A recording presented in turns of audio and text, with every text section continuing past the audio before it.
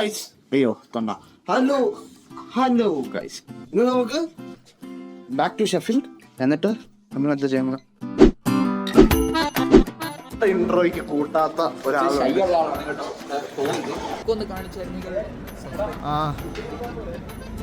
A few moments later. നിങ്ങൾ ഈ കാണുന്നതല്ല യൂണിവേഴ്സിറ്റി ഓഫ് ഷെഫീൽഡിൻ്റെ ബിൽഡിങ്സ് ആണ്.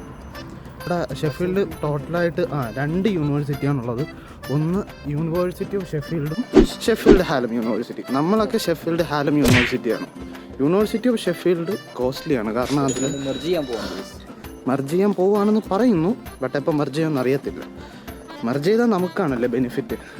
കാരണം യൂണിവേഴ്സിറ്റി ഓഫ് ഷെഫീൽഡ് വന്നിട്ട് റസൽ ഗ്രൂപ്പ് യൂണിവേഴ്സിറ്റിയാണ്. നമ്മുടെ ഹാലം വന്നിട്ട് റസൽ ഗ്രൂപ്പ് യൂണിവേഴ്സിറ്റി അല്ല.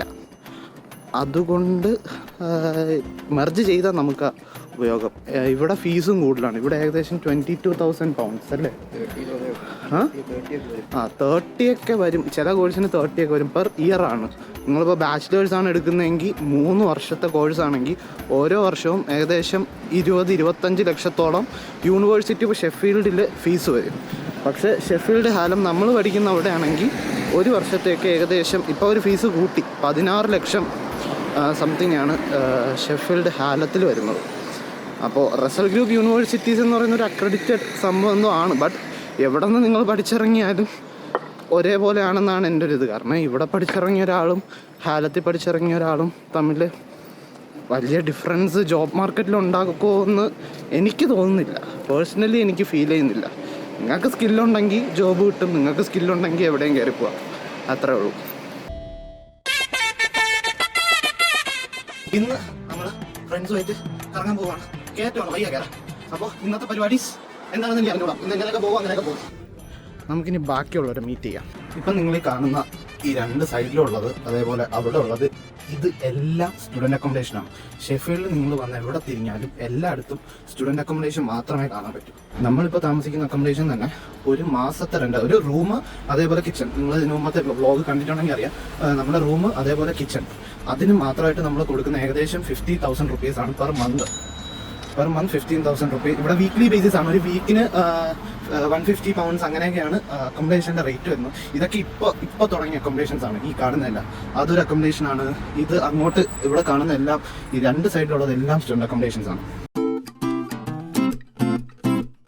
നമ്മുടെ സ്ഥലമെത്തി ഗൈസ്. നമ്മൾ ആദ്യം ഫുഡ് അടിക്കാൻ പോവുകയാണ്. ഇത് ഇവിടുത്തെ ഒരു ഫുഡ് ഹോളാണ്, കാംബ്രിഡ്ജ് സ്ട്രീറ്റ് കളക്റ്റീവ് എന്ന് പറയുന്നത്. നമുക്കിനിയുള്ള 2 എണ്ണം ഇവിടെ കാണും എന്നാണ് എൻ്റെ പ്രതീക്ഷ. അകത്തിരിപ്പുണ്ട്. അയ്യേ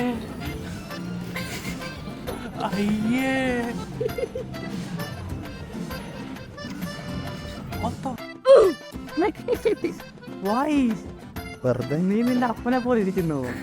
പിന്നെ ഞാൻ എൻ്റെ അപ്പനെ പോലെ അല്ല, നിന്റെ അപ്പനെ പോലെ ഇരിക്കുമോ? ഒന്നുമില്ല, ഞാൻ ഷേവ് ചെയ്തതിനെ പറ്റിയാണ് അവൻ പറയുന്നത്. That's it.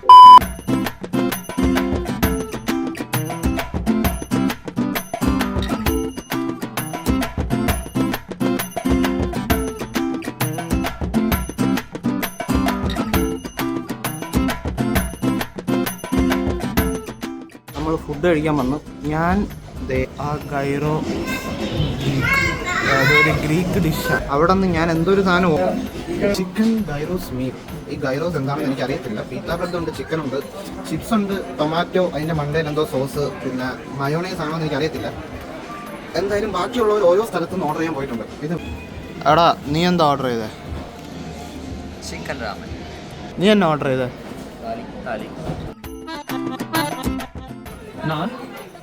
Naan samosa Hyderabadi pickle तैര് salad ആരാണ് അതിൻ്റെ സലാഡ്? ചോറ് ദാല് ചിക്കൻ കറി.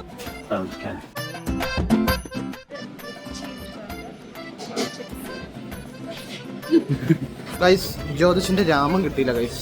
പിന്നെ പറഞ്ഞ അടിച്ചു പിന്നെ ഞാൻ പോയാ പിന്നെ ഇവിടെ വന്നിരിക്കാന്ന് വെച്ച് നേരം പോയാൽ കിട്ടിയേ ഉള്ളൂ. ഇതാണ് രാമൻ. ബാ Raman.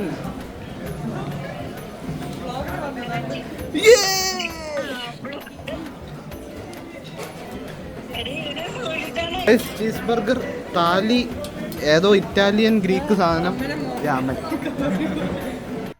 One eternity later. Guys നമ്മൾ എവിടെയാടാ? ടെൻത്തിനെത്തി.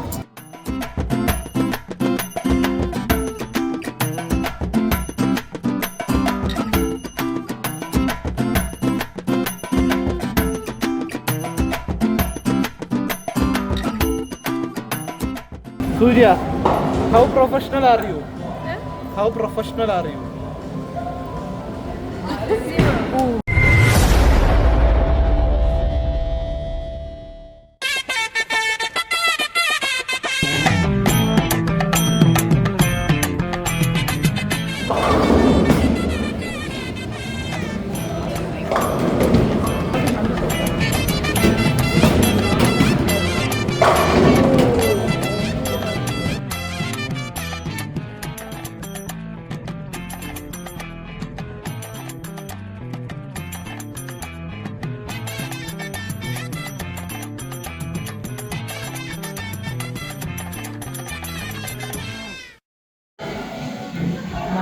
ലെഫ്റ്റിൽ നിന്ന് രണ്ടാമത്തെ ഇല്ലേ?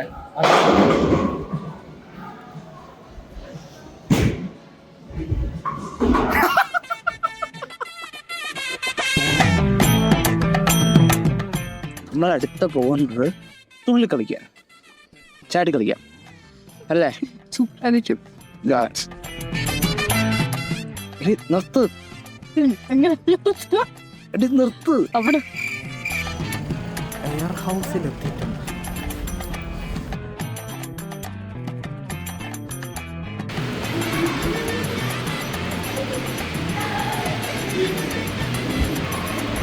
എടാ ഇതിലല്ലേ ചാടി കളിക്കാൻ? So guys, we just finished bowling and we're air house, right? It's like a 50-minute drive. Bowling was bowling. Let me explain. Yeah, bowling was chill. It went fast in my opinion. Everything was alright.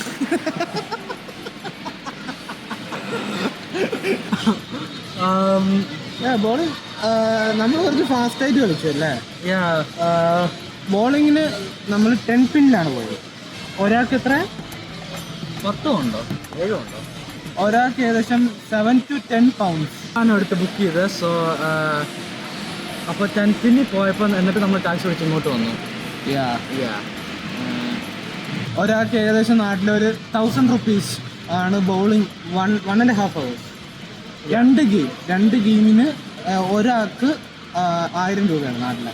അടുത്ത് ഇവിടെ air house, ഇത് നമ്മുടെ ഉത്സവപ്പറമ്പിൽ കാണുന്നവരെ കാറ്റടിച്ച് ഈ ഒറ്റ സാധനമാണ് നമ്മുടെ ഉത്സവപ്പറമ്പിൽ കാണുന്നത്. പക്ഷേ ഇവിടെ ഒരു ഫുൾ ഏരിയ ഒരു ഫുള്ള് കാറ്റടിച്ച് റെഡിയാക്കിയിട്ടുണ്ട്. പക്ഷേ ഇവിടെ വരുമ്പോൾ നമുക്ക് ജീൻസ് ഇടാൻ പറ്റത്തില്ല, അങ്ങനത്തെ കുറച്ച് കാര്യങ്ങളുണ്ട്.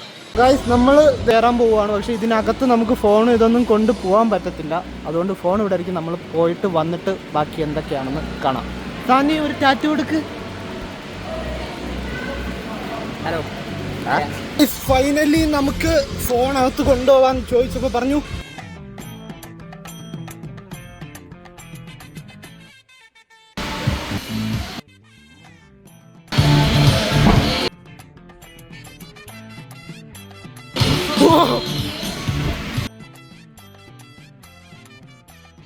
നിങ്ങൾ ഇരിക്കെ ഞാൻ വന്നോളാം.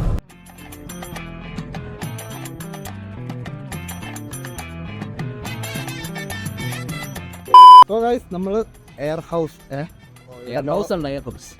ഇവിടെ ലോഗോ ഇല്ല. കേറിയപ്പോ ഇവിടെ ആയിരുന്നല്ലോ. അവിടെ എങ്ങനെ ഉണ്ടായിരുന്നു? പക്ഷെ കുറച്ച് സ്ഥലമേ ഉള്ളൂ. പക്ഷെ നമ്മൾ ഒളിച്ചല് കളിച്ചു, പിന്നെ ചുമ്മാ അങ്ങോട്ടും ഇങ്ങോട്ടും ചാടി കളിച്ചു, ഓടിക്കളിച്ചു. അത് മാത്രമേ ഉള്ളൂ ഇതിനകത്ത്. കുറച്ച് എക്സസൈസ് വേണമെങ്കിൽ വരാം, കളിക്കുക അല്ലേ? Is your opinion about air house?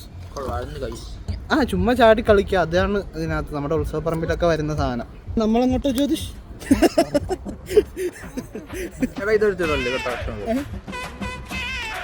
ഇവർക്ക് ടാറ്റ ബൈ ബൈ പറയാം.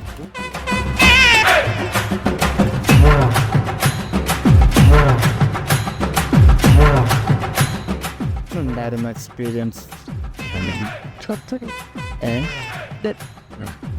അവിടെ നിന്ന് ഇറങ്ങിയപ്പോൾ കുഴപ്പമില്ലായിരുന്നു. പക്ഷെ യൂബർ ഇരുന്ന് ഇവിടെ വന്ന് ഇറങ്ങിയപ്പോൾ വയ്യ. ഓക്കെ, നിങ്ങൾക്ക് ഒരു ദിവസമെങ്കിൽ ഒരു ദിവസം ദേഹം അനങ്ങണമെന്നുണ്ടെങ്കിൽ പോവാം, അല്ലാത്തവർ പോവരുത്. നാളെ മൊത്തം ബോഡി പെയിൻ ആയിരിക്കും. കാരണം കുറേ നാളിന് ശേഷം നല്ല പോലെ ഓടി ചാടി വീണു തലകുത്തി മറിഞ്ഞു എല്ലാം ചെയ്തു.